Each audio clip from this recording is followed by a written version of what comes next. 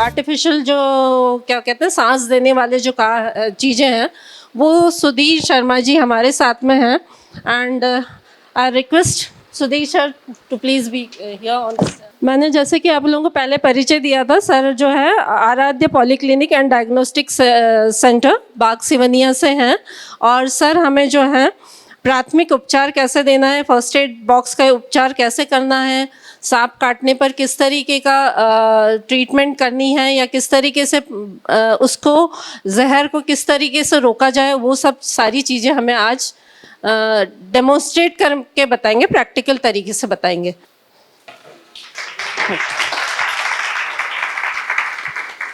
नमस्कार साथियों, मैं डॉक्टर सुधीर शर्मा हूं और मैं नेशनल मास्टर ट्रेनर हूं रेड क्रॉस अथराइज्ड नई दिल्ली से।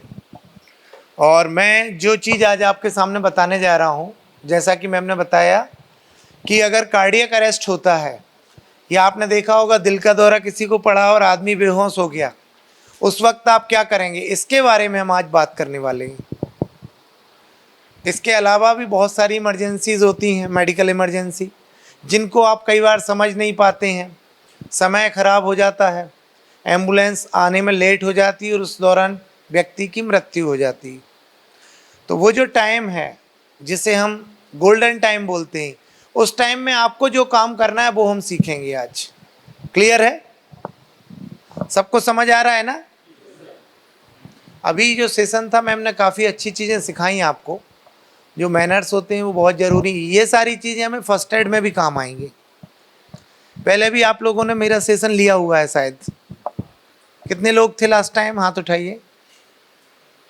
याद हूं मैं या भूल गए? पक्का? ठीक है। तो आज हम क्या सीखने जा रहे हैं? पहले तो हम बात करते हैं फर्स्ट एड क्या होता है, प्राथमिक उपचार क्या है। प्राथमिक उपचार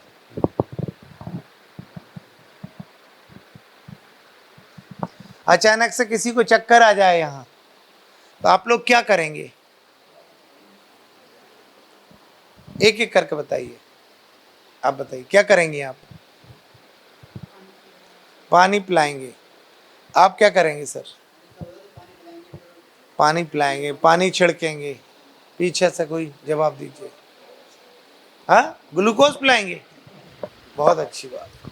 अगर कोई व्यक्ति चक्कर आने के बाद बेहोश हुआ है तो सबसे पहले हमें उसकी चेतना की जांच करनी है कि वो कॉन्शियस है या अनकॉन्शियस। आपने बड़े अच्छे तरीके से बोल दिया कि हम पानी पिलाएंगे। अगर वो व्यक्ति अनकॉन्शियस हुआ और आपने उसके मुंह में पानी डाल दिया तो उसकी मौत हो जाएगी। जिसकी जिम्मेदार कौन होगा? पानी पिलाने वाला। हाँ बोलो ना, जब पानी के लिए हाँ बोला था तो अब भी हाँ बोलो। हाँ सर, हम जिम्मेदार होंगे ना। इसीलिए ये सेशन रखा गया है कि क्या चीज़ें करनी है और क्या नहीं करना है। तो उसके आगे के सिम्टम्स, छाती में दर्द हो रहा है बीचों बीच और वो दर्द फैल रहा है, मतलब एक जगह से वो मूव कर रहा है दर्द, लेफ्ट साइड में, यहाँ गर्दन में, नीचे वाले जबड़े में, पीछे इस हिस्से में, ठीक है, या हाथ में अजीब सा अकड़ रहा है हाथ। तो ये क्लियर कट सिम्टम्स हैं हार्ट अटैक के। उसके साथ उसको पसीना भी आ रहा है, तेज पसीना, ऐसा नहीं थोड़ा बहुत आया, पूरे कपड़े भीग जाते हैं पसीने में। ये क्लासिकल सिम्टम्स हैं, यानी निश्चित तौर पे ये तय है कि हार्ट अटैक ही है। ये सब देखने के बाद आप क्या करेंगे?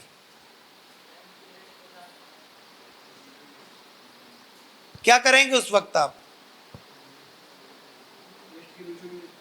चेस्ट के बीचों बीच आप दबाएंगे। आप लोगों का मैं साहस समझ, आप लोग बताइए क्या करेंगे उस वक्त?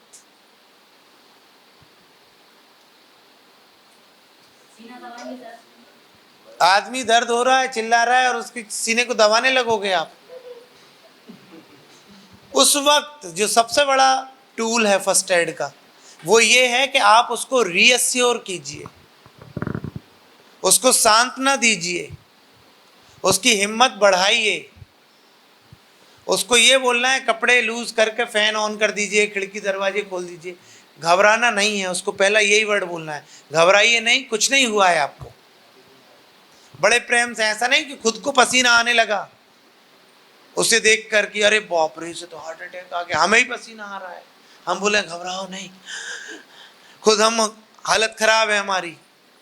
ठीक है। दूसरी चीज, अगर उस व्यक्ति के पास पहले से कोई दवाइयाँ चल रही हैं, जैसे ब्लड प्रेशर की दवाई है, या एक टैबलेट होती सॉर्बिट्रेट जो इमरजेंसी में चेस्ट पेन में दी जाती, हो सकता है डॉक्टर ने उसको लिखी हो कि अगर सीने में दर्द हो तो ये गोली आप खा लेना। वो गोली देखिए और उससे पूछकर उसकी जीभ के नीचे रख दीजिए। सॉर्बिट्रेट एक बहुत छोटी टैबलेट है, जिसको जीभ के नीचे रखते हैं तो वो 1 या 2 मिनट के अंदर उस दर्द को कम कर देता है, और जो खून का संचार रुक रहा था वो चालू हो जाता है वापस कुछ देर के लिए। उसके बाद पहला काम आपको एम्बुलेंस को कॉल करना है। एम्बुलेंस को कॉल करने से ये होगा कि जो गोल्डन टाइम है जब आपने लक्षणों को पहचाना, उसी वक्त आपने एक एडिशनल रिसोर्स को कॉल किया, यानी एम्बुलेंस को कॉल किया। एम्बुलेंस से एक्सपर्ट आएंगे दवाइयों के साथ, और उस व्यक्ति को हॉस्पिटल अगर ले जाना पड़ा तो ऑन गोइंग ट्रीटमेंट, यानी एम्बुलेंस, चलती एम्बुलेंस में इलाज के साथ वो अस्पताल जाएगा। जबकि लोग क्या करते हैं, जल्दबाजी में गाड़ी में बिठाया और लेके भाग गए। गाड़ी में क्या दवाइयाँ होती हैं? एम्बुलेंस में प्रशिक्षित स्टाफ और दवाइयाँ दोनों होती।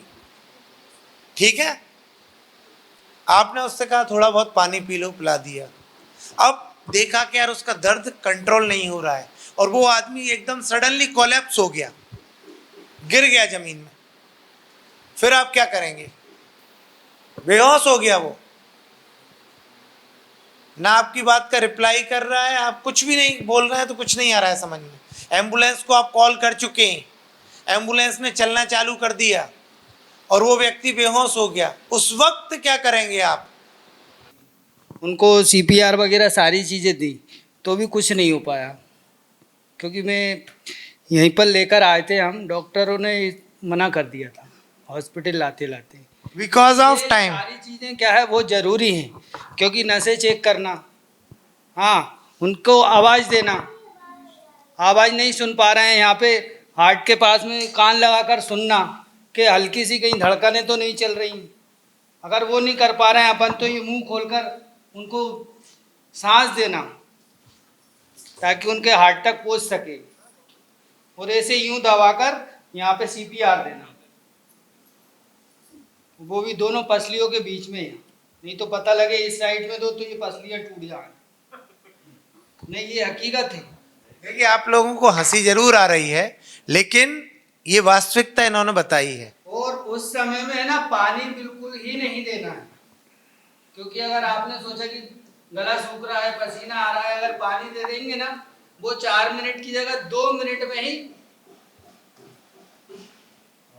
पूरी कहानी खत्म। अब मैं आपको इसका लॉजिक समझाता हूँ। थैंक यू सो मच, ताली बजाइए इनके लिए।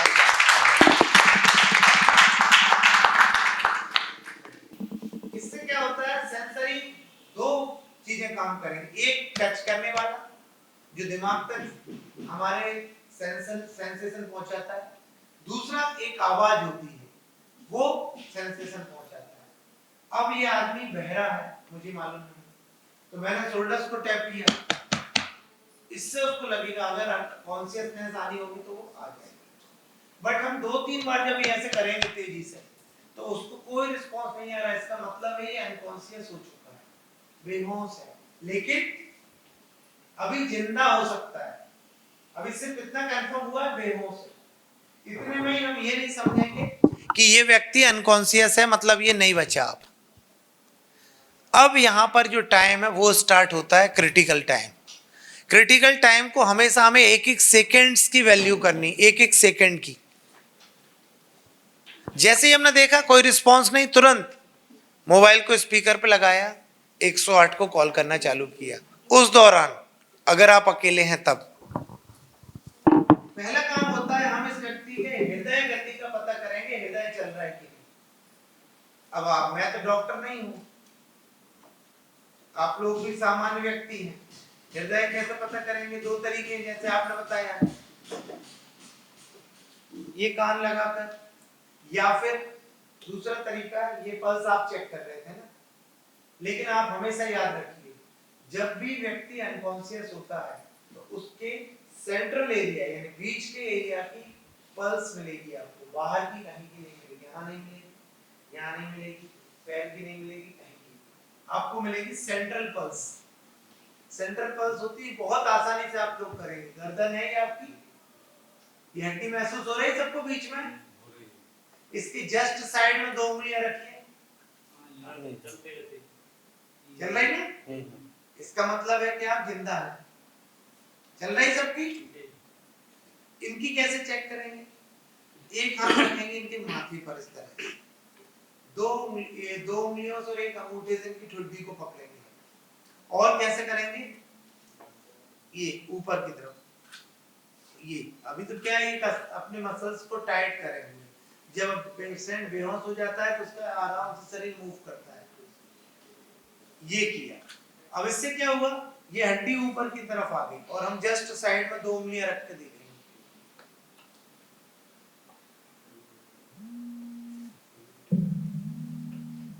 चल रही पल्स। कितनी देर तक चेक करेंगे?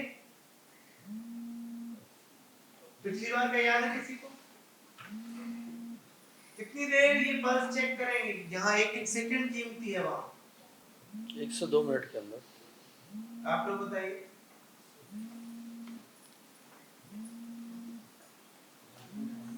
कितनी देर तक चेक करेंगे हम पल्स?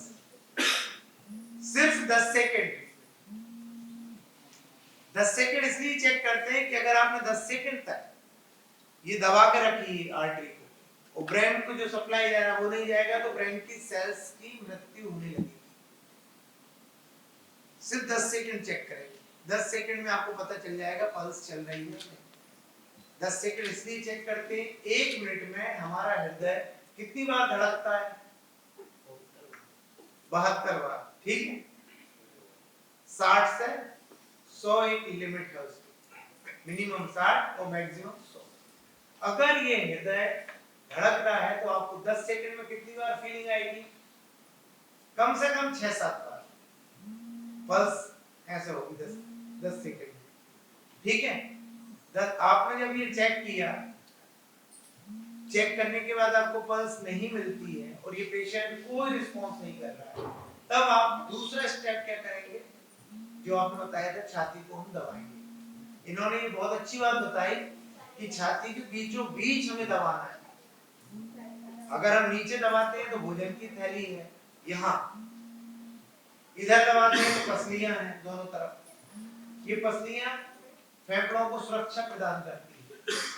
तो एक तरफ अगर आपने दबाया तो इस तरफ की पूरी पसली टूट जाएगी और वो जो हार्ट रिकॉइल होगा वो नहीं हो पाएगा। इसलिए हम हृदय को बीचों बीच दबाते हैं। बीचों बीच कहां पर?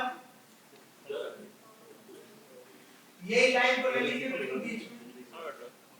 ये थर्ड बटन दिख रही है, ये पॉइंट है। जब आप साइड निकाल देंगे तो दोनों निपल्स के बीच में इमेजिनरी लाइन ड्रॉ कीजिए, वहां पर आपको दबाना है।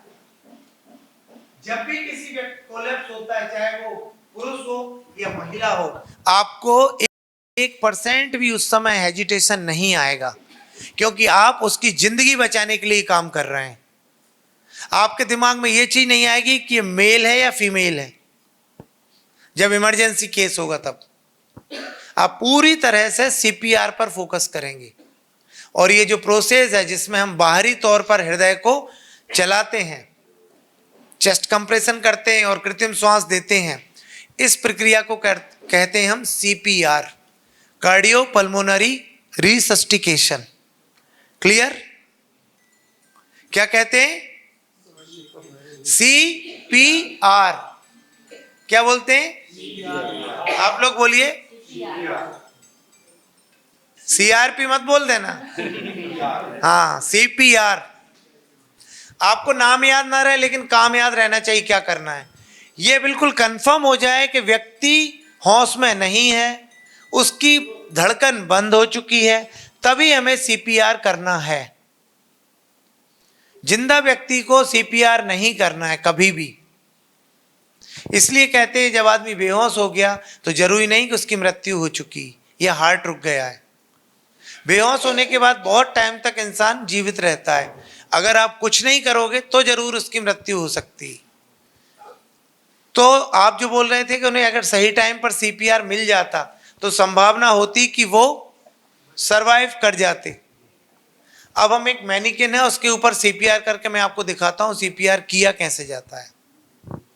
क्लियर है यहां तक? क्योंकि ये अभी लेटे हुए हैं तो मैं इसी के साथ एक एक्सीडेंट का सीन बता देता हूं आपको। जब भी किसी का एक्सीडेंट होता है, एक्सीडेंट के बाद अगर पेशेंट कॉन्शियस है, होश में है, तो आपको क्या करना है, सर से लेके पैर तक उसका एक एग्जामिनेशन करना है। ग्लव्स होंगे आपके हाथ में, ग्लव्स नहीं है तो 2 पॉलीथीन रख लीजिए हाथ के और उसको इस तरह से चेक करना है। सर में देखिए, यहाँ दबाकर देखिए, यहाँ देखिए दबाकर, यहाँ दबाइए। ये दोनों, इनको हमेशा इस तरह से अंदर की तरफ दबाते हैं कि कहीं कूल्हे की हड्डी तो नहीं टूटी। फिर ये हड्डी दबा के देखिए हल्का सा, ये जहां पर टूटा होगा ना पेशेंट खुद चिल्ला देगा। ये आपने असेसमेंट कर लिया, इसको कहीं चोट नहीं लगी है। सर में चोट की संभावना सबसे ज्यादा होती है एक्सीडेंट से। सर में चोट तुरंत समझ में नहीं आएगी, 4 घंटे बाद आपको समझ में आएगी। अगर एक्सीडेंट हुआ और किसी व्यक्ति को थोड़ी देर के लिए बेहोश हुआ है, 5 मिनट, 2 मिनट, 10 मिनट, या उसको उल्टी आई है 1-2 घंटे बाद, तो निश्चित तौर पे उसके ब्रेन में कहीं ना कहीं इंजरी हुई है और उसे बिल्कुल भी नजरअंदाज ना करें। अगर हम उसे नजरअंदाज करते हैं, आने वाले टाइम में उसे मिर्गी की बीमारी हो सकती है या उस व्यक्ति को ब्रेन में डैमेज हो सकता है, पता नहीं। तो हमें ये 2 सिम्टम्स मिलते हैं, तुरंत डॉक्टर को दिखाना है। डॉक्टर जो भी बोले वो कराना है। डॉक्टर बोलेगा सीटी स्कैन कराओ, कराना है। क्लियर है यहाँ तक? कोई रिस्पॉन्स नहीं है, 108 को कॉल लगा दीजिए, भीड़ भाड़ तो इकट्ठी हो जाती है। 108 को फोन लगा रहे हैं जब तक आप फर्स्ट एडर के तौर पे अपना काम कीजिए। अब आपका क्या काम है, पल्स चेक करना है। ये वाली पल्स, तो इसके हेड को टिल्ट और चिन को लिफ्ट करेंगे, दिख रहा है सबको? और हम यहाँ पर 2 उंगलियां रखकर पल्स चेक करेंगे 10 सेकंड तक। टिक टिक 1, टिक टिक 2, टिक टिक 3, टिक टिक 4, टिक टिक 5, टिक टिक 6, टिक टिक 7, टिक टिक 8, टिक टिक 9, टिक टिक 10। पल्स नहीं। जब भी आप, जो आगे की प्रोसेस में बता रहा हूँ सीपीआर, अगर आप चेस्ट कंप्रेशन करेंगे तो आपको पेशेंट या तो जमीन पर लेटा हो, समतल सतह होनी चाहिए, ठीक है, चलते हुए स्ट्रेचर पर, या पेशेंट सही जगह नहीं लेटा और आप सीपीआर कर रहे हैं, वो एक रॉन्ग प्रैक्टिस है। सही प्रैक्टिस क्या है, जब पेशेंट एक हार्ड सरफेस पर लेटा है और हम अपने जिस हाथ से काम करते हैं उस हाथ को ऐसे करिएगा सीधा। कौन से हाथ से काम करते हैं आप? जो दाएं हाथ से काम करते हैं वो ऐसे कर लीजिए, जो उल्टे हाथ से काम करते हैं वो ऐसे उसे आगे रखिए। किससे करते हैं हम लोग काम? एक बार फिर से वीडियो बना रहा है, एक बार फिर से स्टार्टिंग से। यहाँ पर एक अनकॉन्शियस विक्टिम है, उसको हम देख रहे हैं, तो हम सबसे पहले स्टेप होगा, हम उसकी चेतना चेक करेंगे। हेलो, क्या आप सुन रहे हैं? हेलो, इनका कोई रिस्पांस नहीं आया, हम इमरजेंसी कॉल करेंगे 108 एम्बुलेंस को। और उस दौरान हम क्या करेंगे कि पेशेंट की पल्स चेक करेंगे। पल्स यानी हृदय की धड़कन। वो कहाँ चेक करेंगे? गर्दन में। गर्दन में ये बोन है जिसे हाइड बोन बोलते हैं, इसके जस्ट साइड में। 10 सेकंड बाद हमने देखा कि पल्स एब्सेंट है। जब पल्स एब्सेंट है तो हमें पहला काम करना है चेस्ट कंप्रेशन। चेस्ट कंप्रेशन के लिए आपकी बॉडी मैकेनिज्म बहुत इंपॉर्टेंट है और पेशेंट एक समतल सतह पर लेटा होना चाहिए, चाहे वो जमीन पर हो, टेबल पर हो, बिस्तर पर हो। तो आप जब चेस्ट कंप्रेशन करेंगे तो आपका बॉडी पोस्चर 90 डिग्री से उसके ऊपर ऐसे आना चाहिए ताकि आप स्ट्रेट कंप्रेशन कर सकें। जो कंप्रेशन कर रहे हैं ये कंप्रेशन बाहरी तौर पर हृदय को चालू रखता है, जो बंद हो गया है। हृदय को चालू रखने से क्या फायदा है? ये ब्लड को पंप करेगा जैसे नॉर्मल पहले करता था। अब जब पंप करेगा तो ब्रेन की तरफ भी ये ब्लड को पंप करेगा, और ब्रेन की जो सेल्स मरने लगी थी धीरे धीरे धीरे धीरे, क्योंकि 4 मिनट तक तो वो इंतजार करती, हो सकता है ये चालू हो जाए, 4 मिनट के बाद उनका डेथ स्टार्ट हो जाती है, और अगले 10 मिनट में 100% ब्रेन डेथ हो जाती है। 10 मिनट के अंदर पूरा ब्रेन की डेथ हो जाती, फिर कुछ भी नहीं कर सकते आप। तो शुरू के 4 मिनट के अंदर ही हमें सब काम शुरू करना है ताकि ब्रेन डेथ शुरू ना हो पाए। क्लियर है? तो आगे की मैकेनिज्म हम स्टार्ट कर रहे हैं अब। राइट हैंड को हमने ऐसे किया, जो राइट वाले, दूसरे हाथ से उसे ऐसे बंद कर लिया। ऐसे कीजिए सभी लोग, पूरा स्ट्रेट, ये सीधी, ये कोहनी है ना, सीधी होनी चाहिए, ऐसा नहीं कोहनी मुड़ रही है, ऐसे सीधे कीजिए।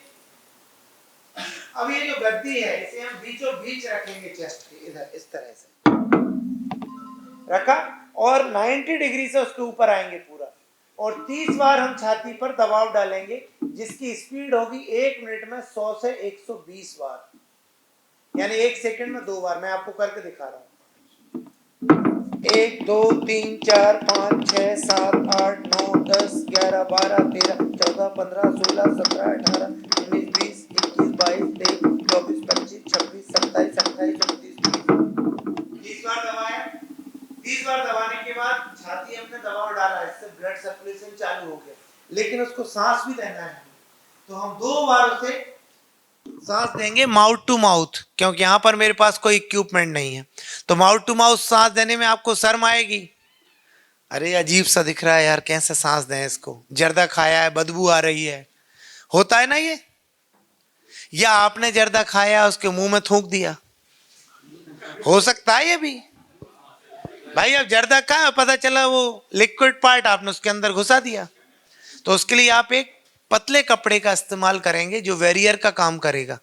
आपका इन्फेक्शन पेशेंट को नहीं होगा, पेशेंट का इन्फेक्शन आपको नहीं होगा, और अगर ये कुछ पदार्थ हैं जो मुंह में आप चबा रहे हैं वो छन जाएंगे।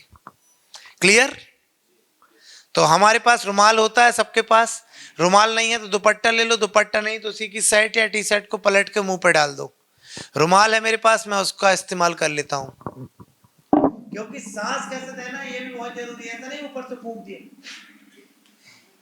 हमें सिखाया था सांस देना, ये थोड़ी सिखाया था कि पूरी तरह से सांस अंदर जानी चाहिए।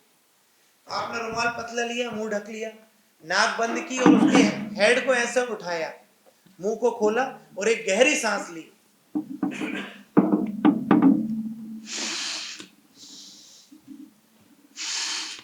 दो बार हमने सांस दी, छाती उसकी फूल गई, हमने सांस चलेगी। फिर हम 30 बार दबाएंगे। 1 2 3 4 5 6 7 8 9 10 11 12 13 14 15 16 17 18 19 20 21 22 23 24 25 26 27 28 29 30 बार दबाया। फिर 2 बार हम वैसे ही सांस देंगे जैसे अभी दी थी।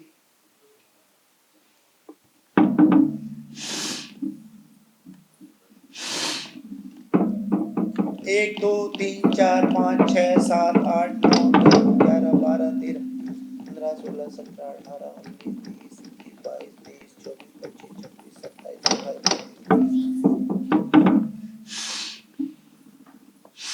ये तीसरा राउंड था। चौथा 1 2 3 4 5 6 7 8 14 15 16 17 18 19 20 24 25 26 27 28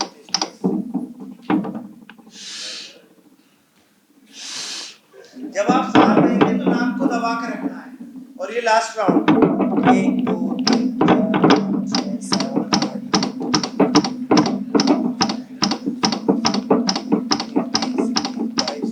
24 25 26 27 28 29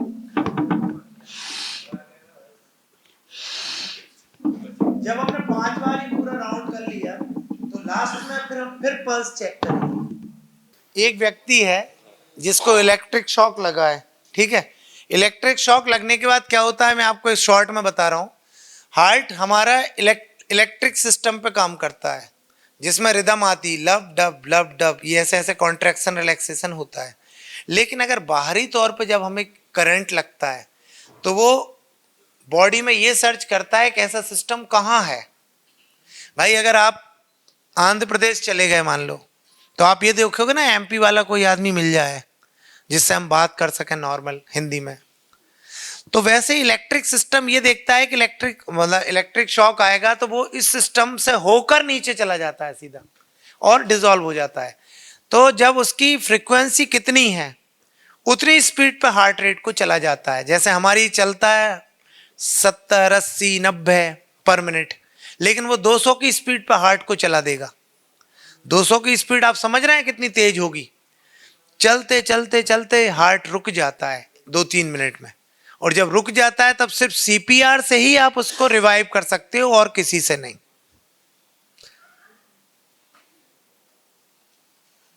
ये बंदा इलेक्ट्रिक शॉक लगा, आपने देखा, अब आप आ गए यहां पर, आप क्या क्या बातों का ध्यान रखेंगे?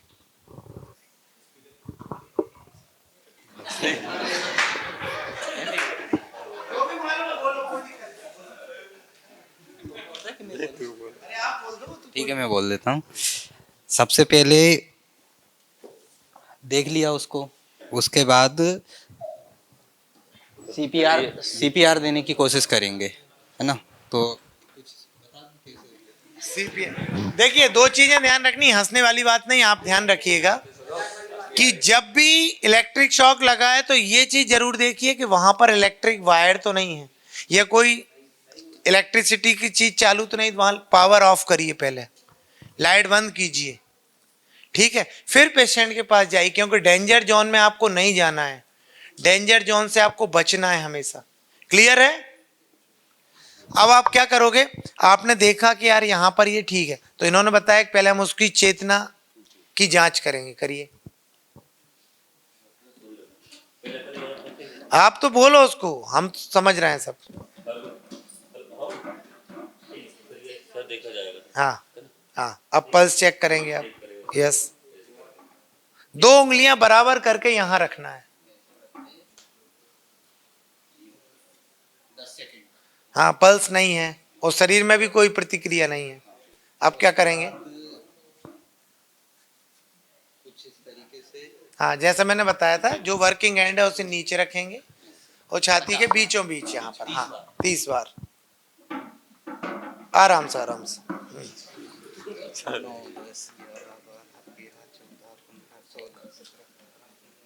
कंप्रेशन आपको बहुत स्ट्रॉन्ग करना है, हार्ड एंड फास्ट, और 2 इंच तक दबना चाहिए कम से कम।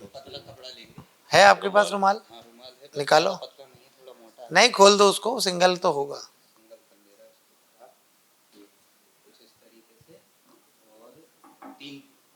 दो बार हमें उसको कृत्रिम श्वास देनी। एक बात हमेशा ध्यान रखना, जब आप सीधा लेटा रहेगा आदमी और उसके मुंह में सांस देंगे तो कभी नहीं जाएगी, उसके मुंह को ऐसे करेंगे तब सांस जाएगी, क्योंकि ये जवान जो है पीछे चली जाती है। हाँ करिए, पूरा मुंह खोल के उसे कवर करना है। हाँ कीजिए,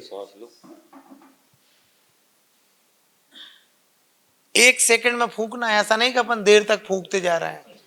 हाँ,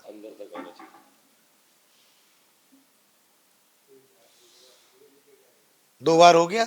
अब आप करो चेस्ट कंप्रेशन, आप करिए। नहीं नहीं, चेस्ट कंप्रेशन कीजिए, टाइम बर्बाद होगा ना हमारा।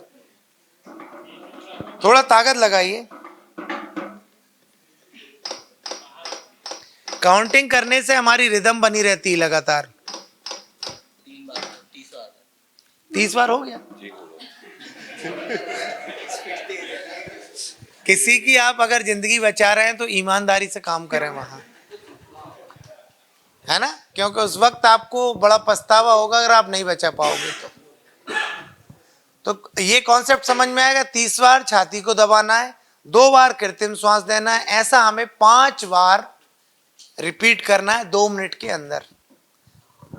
इनने साइकिल कर ली पूरी, पल्स चेक करी, अभी भी पल्स नहीं आई, एम्बुलेंस भी नहीं आई, तो इस चीज को 2-2 मिनट को हमें करते रहना है एम्बुलेंस के आने तक। हो सकता है 10 मिनट 15 मिनट हो जाए, लेकिन ये बात तय है कि हो सकता है 10वीं बार में वो पेशेंट उठ कर बैठ जाए, तुरंत प्रतिक्रिया देगा वो, अगर उसका हार्ट रीस्टार्ट हो गया तो। और आपको उस दिन ऐसा लगेगा कि शायद आपने अपने जीवन का सबसे अच्छा काम किया है। इन दोनों ने काफी अच्छा बताया, ताली बजाइए।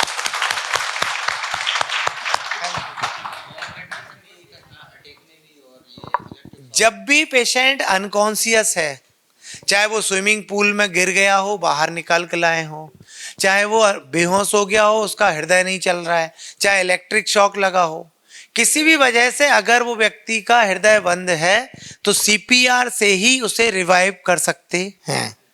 क्लियर? चलिए, थैंक यू सो मच। आपके कोई सवाल हो तो पूछिए।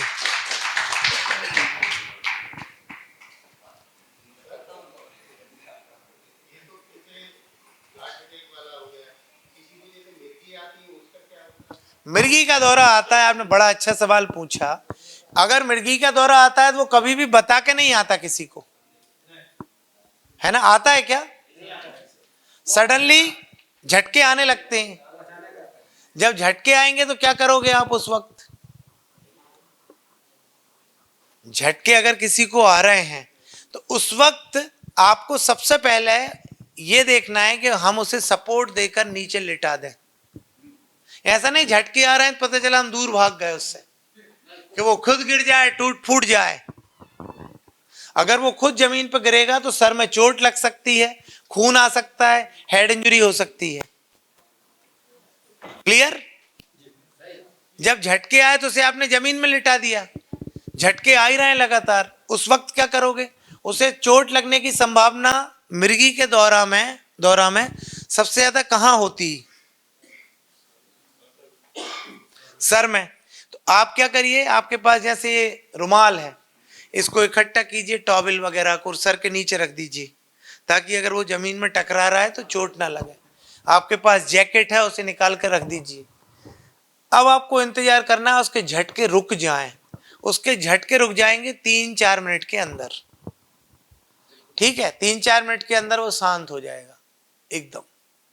फिर तुरंत आइए और उसे एक करवट में लेटा दीजिए, चाहे तो राइट चाहे तो लेफ्ट। करवट में क्यों लिटा रहे हैं हम?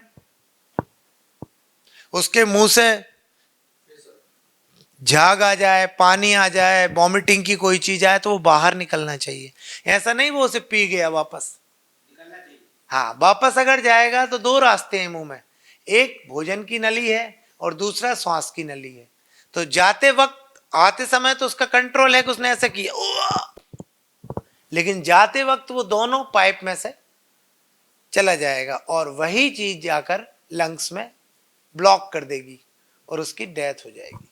मिर्गी आने के बहुत सारे कारण हैं, मुख्य तौर पे हम बताते हैं आपको। अगर जैसे आपके सर में चोट लगी, आपने नजरअंदाज कर दिया उसे कि अरे चलो ऐसे ही लगी होगी चोट, ठीक है, और वो चोट क्लॉट बन गया अंदर, तो क्लॉट क्या है? कभी ना कभी मिर्गी का दौरा लाएगा आपको। वो सबसे ज्यादा संभावना साल भर के अंदर होती है उसमें। दूसरी चीज, ब्रेन में कोई इन्फेक्शन हो गया। आपने सुना होगा कि भैया मस्तिष्क बुखार हो गया उसको, तो मस्तिष्क बुखार का सही ट्रीटमेंट नहीं हुआ तब मिर्गी आ सकती है। दूसरी बात, उसके अलावा ब्रेन में कोई उसे ट्यूमर वगैरह है, ब्रेन में कोई गठान है, तब हो सकता है, ठीक है? इसके अतिरिक्त दवाइयों का कोई भी ओवरडोज ले लिया, कई बार महिलाएं या पुरुष गुस्से में दवाइयां खा लेते हैं, ठीक है? नींद की गोली खा लें 30-40 इकट्ठी, है ना? या कोई पॉइजनस दवाई खा ली, उससे मिर्गी का दौरा आ सकता है। और छोटे बच्चे जो 5 साल से कम उम्र के हैं, उनमें जब हाई ग्रेड फीवर होता है 105 डिग्री के आसपास या उससे ऊपर, तब उन्हें झटके आते हैं, जिसको हम बोलते हैं फेब्राइल कन्वर्जन, बुखार की वजह से आने वाले झटके, जिसमें घबराने की बात नहीं। जैसे बुखार कम होगा झटके बंद हो जाएंगे। और कोई सवाल मिर्गी से संबंधित?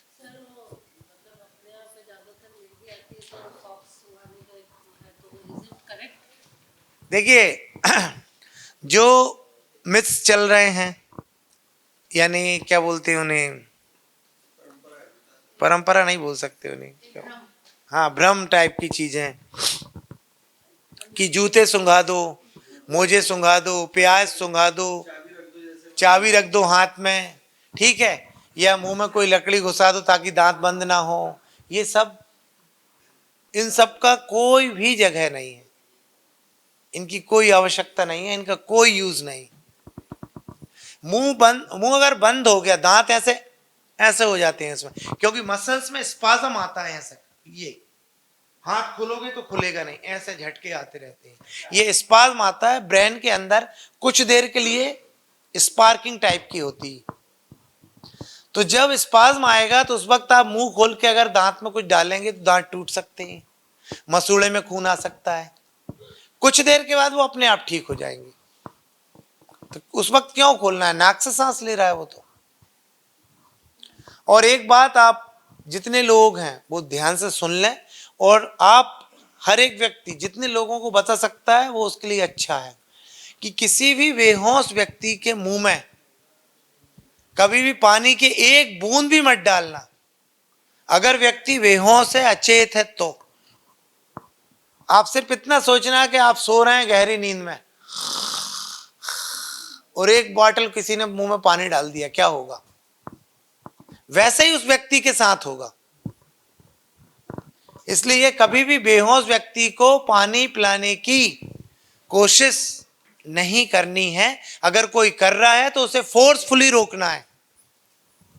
एक एक्सीडेंट केस मैंने भी देखा था, यहाँ बरेली के पास एक मंदिर है, छीन मंदिर, सुना होगा शायद आपने। हम बात कर रहे थे तो उस समय क्या हुआ कि वहां 2-3 लोगों का एक्सीडेंट हुआ और लोग पानी पिलाने की कोशिश कर रहे थे। उस वक्त जब पानी दे रहे थे तो मैंने बॉटल ली, उनको मना किया तो वो नहीं मान रहे, मैंने बॉटल को रोड पर फेंक दिया। मैंने पानी को उठाकर फेंक दिया उस वक्त। और एक आदमी की रीढ़ की हड्डी में फ्रैक्चर था, ध्यान से सुनिए आप लोग, रीढ़ की हड्डी में फ्रैक्चर था। रीढ़ की हड्डी में फ्रैक्चर वाले आदमी को, बेहोश आदमी को, 2 लोग जबरदस्ती बिठाकर बाइक पर ले जाने की कोशिश कर रहे थे।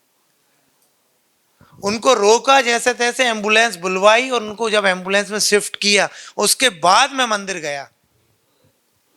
तो मालूम है आपको, जब फील्ड पे आप काम करोगे तो आपको बहुत कठिनाइयों का सामना आएगा। लोग छूने नहीं देंगे व्यक्ति को। इसलिए जब भी आप किसी भी कैजुअलिटी में या कोई एक्सीडेंटल केस में जाते हो तो आप बोलिए खुद से कि मैंने ट्रेनिंग ली है, मैं मदद कर सकता हूं या कर सकती हूं। क्लियर है? समझ आ गया सबको? अब एक लास्ट टॉपिक बचा है स्नेक बाइट का, जो एक ऐसी चीज है कि कभी भी गार्डन में आप काम कर रहे हैं, रोड साइड जा रहे हैं तो आपको स्नेक दिख सकता है। देखिए, स्नेक की जो विशेषता है वो ये होती है कि वो कभी भी आपसे बहुत डरता है। देखिए, स्नेक बाइट में मैं आपको बता रहा हूँ 2 चीज़ें होती हैं, पॉइजनस और नॉन पॉइजनस। लेकिन आपको जब भी ऐसा केस देखते हैं तो आप उसे सीरियस लीजिए। पेशेंट के लिए वो लाइटली हो सकता है, पेशेंट को आपको लाइटली बताना है कि कोई बात नहीं, एक नॉर्मल सांप ने काटा है, लेकिन आप उस व्यक्ति को बहुत ही प्रायोरिटी पे और सीरियसली लीजिए। उसे जल्दी हॉस्पिटल पहुंचाना है, आपकी प्रायोरिटी है। दूसरी बात, जो काम किए जाते हैं, क्या क्या करते हो आप सांप के काटने पर, आप बताओ। हाँ, जब भी स्नेक बाइट होता है तो सबसे पहले क्या चीज होती है? इंसान घबरा जाता है। घबराने से उसका ब्लड प्रेशर बढ़ता है, ब्लड प्रेशर बढ़ने से उसकी हृदय की गति बढ़ती है, हृदय की गति बढ़ने से उसे पसीना आता है, उसके अंदर एक हार्मोन्स सीक्रेट होता है उस समय। आपको पता है, हमें डर लगना, खुश होना, दुखी होना, ये सारा एक मैकेनिज्म है हार्मोन इम्बैलेंस का। जब किसी व्यक्ति को डर लगता है तो उसके अंदर ऐसे हार्मोन्स रिलीज होते हैं कि उसे घबराहट अपने आप होने लगती है। छाती में ऐसा लगता है जैसे कि बहुत कंपन हो रहा है, और उस वक्त आपके जो ब्लड का संचार है वो बढ़ जाता है। पहली चीज तो आपका शरीर ही उस चीज को बढ़ा रहा है। अब सांप के काटने पे अगर आपने दौड़ लगा दी तो वो ब्लड सर्कुलेशन से जल्दी हार्ट की तरफ आएगा। तो आपको उस समय क्या करना है? बिल्कुल बहुत ही कॉन्फिडेंस से, जैसे ये झाड़ फूंक वाले बाबा होते हैं ना, एकदम बोलते हैं अब कुछ नहीं होगा, बढ़िया हो जाओगे तुम, बैठो आराम से। तो आपको ऐसा लगता है कि हम बहुत अच्छी जगह आ गए, अब निश्चित तौर पे हम बच जाएंगे। वैसे ही आपको फर्स्ट एड के तौर पे उसे सांत्वना देना है। पहले बैठ जा, कुछ नहीं होगा, आराम से बैठो, पानी दे सकते हो उसको, कोई दिक्कत नहीं। जहां काटा है उस लेवल को थोड़ा नीचे रखो, हार्ट के लेवल से, जिस जगह भी काटा है उस जगह को, ठीक है। उस वक्त क्या होगा, जब वो व्यक्ति का पैर नीचे रहेगा तो वो स्थिर हो गया, रुक गया। जैसे मान लीजिए किसी को सांप ने काटा और वो ऐसे बैठ गया आकर ऐसे, और ये पैर सीधे रख लिया, तो ये सर्कुलेशन है, धीरे धीरे आएगा, बहुत जल्दी नहीं आएगा। अब जहां काटा है उस जगह को पानी से साफ कर दीजिए, सूखी पट्टी रखिए उसके ऊपर और उसे बांध दीजिए, सिंपल, ठीक। एक लकड़ी लगाइए पैर में और उस तरह से बांधना है जैसे आप टूटी हड्डी को बांधते हैं, उसे 2 या 3 जगह पे बांध दीजिए ताकि उसके पैर के मूवमेंट को हम रोक सकें। क्लियर है? ना तो आपको बंद लगाना है, ना वहां पर कट लगाना है, और खून निकालने की कोशिश भी नहीं करनी, क्योंकि ब्लेड से आपने अगर काट दिया और गहरा कट गया तो इतना खून बह जाएगा कि वो पेशेंट मर जाएगा खून बहने से। अगर आपने बंद अच्छा तेज लगा दिया तो उसका सर्कुलेशन पूरी तरह से बंद हो जाएगा और अस्पताल पहुंचते पहुंचते पैर सड़ जाएगा। 1 से 1.5 घंटे में पैर सड़ जाता है, काटना पड़ सकता है उसे। तो वो पेशेंट पता चला अस्पताल पहुंच के कह रही है तो जहरीला ही नहीं था सांप। अब बोले क्या करें, डॉक्टर ने बोला पैर तो काटना पड़ेगा, नहीं तो ऊपर तक फैल जाएगा, बॉडी में भी पॉइजन बन जाता है, ये ऊपर तक फैल जाएगा। बोले तो पैर काट दो। जैसे ही पैर काटेंगे ना तो जिसने बंद लगाया होगा मरीज उसकी तरफ देखेगा गुर्रा के कि आज तेरी वजह से मैं पैर कटवा रहा हूं। तो ऐसा क्यों करना है आपको? अब मान लो पॉइजनस सांप है जो जहरीला है, तो उसका इलाज है, उसके लिए एंटी स्नैक विनम बना है। पॉइजनस सांप ने काट लिया, आप अस्पताल ले गए, उसको एंटी विनम इंजेक्शंस लगते रहेंगे और उसके जहर को न्यूट्रल करके ठीक कर देंगे। तो ऐसा काम क्यों करें जिससे कि अपन दुश्मन बन जाए उसके? आप तो अच्छा करने गए थे। तो आपको बंद नहीं लगाना है। पेशेंट कहता अरे यार बांधो तो, यार आपने तो बांधा ही नहीं मेरे को। तो ऐसे ही झूठ मूठ थोड़ा सा बांध देना, लेकिन टाइट नहीं बांधना। स्नेक बाइट में 1-1.5 घंटा, 4 घंटा, 8 घंटा, 10 घंटा का पर्याप्त टाइम मिलता है। ऐसा नहीं सांप ने काटा और 10 मिनट में आप मर गए, हो ही नहीं सकता। सबसे जहरीले सांप कौन से हैं? नाम सुना है आपने? कोबरा, रसल वाइपर, और लेकिन कोशिश करें कि हम ये सब चीजें, वो एक्सपर्ट हैं अलग बात है, लेकिन हम लोग कोशिश ना करें, ट्राई ना करें, क्योंकि जो सर्प प्रजाति है ना वो बहुत ही डरता है खुद, वो आपसे बहुत डरता है। अब आप पीछे ही पड़ के मार डालो तो बात अलग है। अरविंद सर ने बनाया है, ये बहुत ही काम की चीज़ है। तो हम लोग इस वीडियो को आप लोगों को साथ में शेयर भी कर सकते हैं, इनके व्हाट्सएप ग्रुप में एक ग्रुप बना के इसमें अपन शेयर भी कर सकते हैं, जो अपन बार बार देखें और उसको फिर याद रहता है, नहीं तो हम लोग कुछ समय बाद भूल भी जाते हैं, तो उसको हम लोग शेयर करते हैं।